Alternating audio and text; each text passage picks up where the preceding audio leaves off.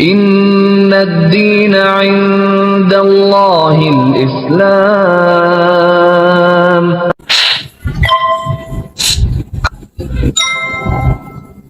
Kalau ada Al-Quran yang diturunkan dari langit, kenapa harus percaya sama Alkitab yang ditulis sama orang? Waktu itu tahu dari mana bahwa Al-Quran dari langit? Di katekisasi itu belajar juga, belajar tentang perbedaan agama-agama lain gitu.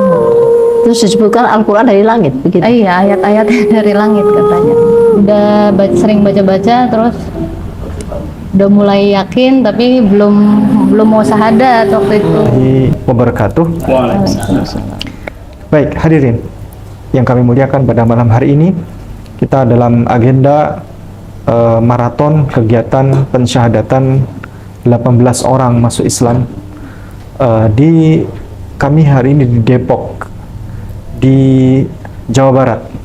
Dan habis ini kami sedang proses untuk menunggu ya, akan ada agenda persyaratan lagi untuk yang ini malam ini yang terakhir ini, yakni saudara Mas Andrew ya, Bang Andrew ya, sambil menunggu beliau untuk mempersiapkan dan seterusnya. Kebetulan pada malam hari ini ada mu'alaf. Beliau adalah saingannya Cici Jesslyn. Namanya adalah Mbak siapa namanya? Debbie. Mbak Debbie. Debbie atau Debbie? Mbak Debbie. Nah, nanti beliau akan menyampaikan kabar gembira tentang siapa itu Yesus Kristus alaihissalam. Dari mana? Dari Bible. Nah, beliau nanti akan menyampaikan kabar gembiranya dan akan menjadi saingan berat dari Cici Jesslyn. Nggak tahu apa loh. Baik, insyaallah kita ngobrol santai ya, ngobrol santai. Tidak ada format, tidak ada konsep, karena ada Ustazah Etika juga. Ustazah Etika, kepada beliau persilakan. Silakan. Assalamualaikum Mbak Debbie. Waalaikumsalam. Tadi sekilas ketemu, nggak sengaja ngobrol-ngobrol, ternyata Mbak Debbie ini jadi mu'alaf, tapi dengan cara yang unik ya. Tertarik membaca buku, ceritanya begitu. Iya. Bagaimana ceritanya kok tertarik membaca buku? Beliau masuk Islam sudah setahun ya? Berapa? Udah dari 2016. Oh, 2016. Saya sudah cukup lama ya, berarti sudah Ya. 7 tahun lah ya. Ya. Ya. Berarti waktu itu masih kuliah ya? Enggak, belum kuliah. Masih Udah SMA. lulus SMA. Oh, lulus SMA. Nah, awal tertariknya apa? Kok tiba-tiba ingin membeli buku tentang buku-buku Islam itu waktu itu bagaimana? Awalnya waktu katekisasi ya di gereja itu ada beberapa pertanyaan lah yang nggak terjawab gitu. Umur berapa? Katekisasi itu SMA kelas 1 atau kelas 2 ya? Lupa juga, udah lama. Terus ada beberapa pertanyaan. Ada beberapa pertanyaan yang masih ganjel gitu. Ya akhirnya nyari-nyari sendiri, baca-baca sendiri. Terus ada buku apa ya dibaca gitu. Udah sering baca-baca, terus udah mulai yakin, tapi belum mau syahadat waktu itu. Pertanyaan apa dalam katekisasi? Salah satu pertanyaannya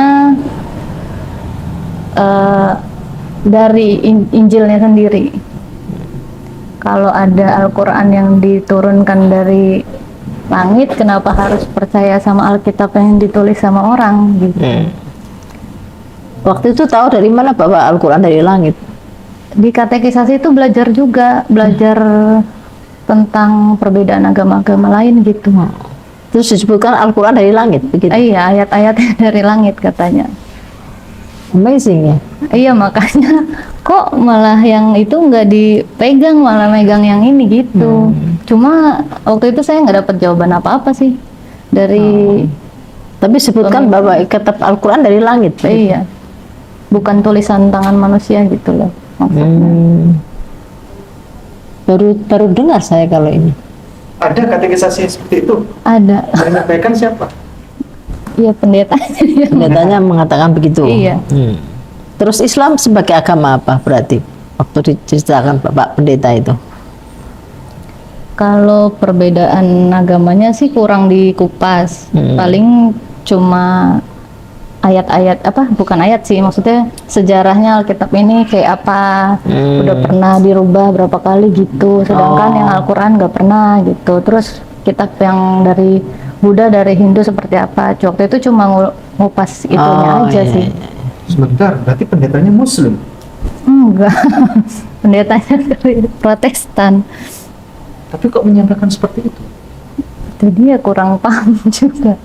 Cuma kan pertanyaannya cuma disimpan aja, akhirnya di dalam hati. Udah selang berapa tahun tertarik lagi, kok kayaknya masih ada yang ganjel gitu. Baca-baca buku, terus sempat beli-beli buku karangan-karangan ustadz-ustadz gitu. Iya. Beli-beli buku, udah mulai kayaknya ini yang benar gitu. Cuma aku belum kepengen syahadat waktu itu. Belum niat ya. Belum Ada inilah. niat ya. Tapi udah belajar, oh sholat kayak gini gitu, puasa kayak gini gitu. Udah sempat ngikutin puasa juga. Puasa di rumah, ikut puasa. Iya, ikut puasa. Orang tua tahu? Enggak. Oh. Sahur diem-diem. Oh. Gitu. Di rumah sahur tapi diem-diem. Iya, diem-diem. Terus akhirnya berdoalah aku, kalau memang ini yang benar tolong tunjukin, tolong kasih tanda gitu. Karena kan mungkin aku nggak bisa Tahu apa ini yang benar apa tidak belum tahu kan. belum tahu. Terus akhirnya mulai dari situ ada mimpi-mimpi gitu. Tandanya lewat mimpi. Iya. Ada berapa kali mimpi? Wah, ya lebih dari lebih lumayan sih, sering dulu ya sebelum syahadat. Mimpinya Tapi apa? sekarang udah mimpinya ya disuruh sholat, ada Suruh sholatnya nyuruh siapa? Maksudnya suara-suara atau buka orang datang? ada sosok kayak laki-laki gitu pakai Sorban. ya, pakai sorban gitu, duduk gitu, sholat gitu, suruh sholat. Aku nggak tahu apa-apa. Terus suruh baca ini, waktu itu bacanya apa ya? Pertama kali dimimpin itu subhanaka ini kuntum minadz zalimin. Oh ya, subhanallah. Suruh baca itu, terus baca apa lagi? Terakhir suruh baca 2 kalimat syahadat. Asyhadu alla ilaha illallah wa asyhadu anna muhammadar Orang yang rasulullah. sama, yang datang orang yang sama. Iya. Yang datang di mimpi itu orang yang sama. Iya. Terus dia bilang sampai kapanpun itulah yang akan menyelamatkan kamu, katanya gitu. Dalam mimpi itu. Dalam mimpi itu. Orangnya bicara di depanmu langsung. Iya. Setelah itu mulai mantap. Iya, setelah itu baru mulai mantap. Cerita-cerita ke temen kan tadinya nggak mau cerita, dipendem aja sendiri. Terus akhirnya udah mulai ada teman cerita, sharing, terus akhirnya ya udah yuk tak anterin gitu. Akhirnya sama teman-teman syahadatnya bareng dianterin Kemana waktu itu? ke Masjid Atin. Oh, Masjid Atin yang Taman di Iya, Taman Taman Mini ya. Siapa yang saya? Ustadz, aduh lupa nama Ustadz Khalil apa Khairul Ustadz Khalil ada juga ya. di taman. Iya. Kita di Masjid Atin ya. Masjid Atin. Terus reaksi orang tua bagaimana? Ya, Pas syahadat bilang sama orang tua enggak? pas syahadat enggak. Tapi sebelum syahadat itu kan udah ketahuan nyimpen Ah iya. Yang tadi nyimpan buku, buku. mukena, nyimpen tasbih, buku-buku Yasin, tak simpen di lemari, ya dibuang-buangin semuanya, dilempar. Dilempar sama orang tua. Dilempar, dibuang. Apa ini? Kamu mau jadi sesat kamu, katanya gitu. Yang lebih marah ayah atau ibu? Yang lebih marah ayah. Mama, ayah. Kalau Ayahnya ibu kan kan nangis. penatua gereja. Oh, Iya, di di HKBP. HKBP. di Medan. Ya Enggak enggak di sini. Di Dia Jakarta sini.